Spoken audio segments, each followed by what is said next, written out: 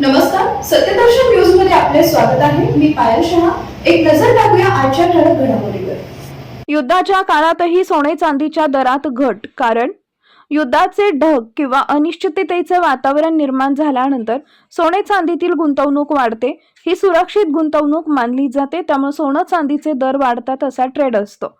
मात्र जग तिसऱ्या महायुद्धाच्या अगदी जवळ आलेले असतानाही सोने चांदीच्या दरात घट झाली आहे. चांदी पाठोपाठ सोन्याचे भाव देखील घसरले.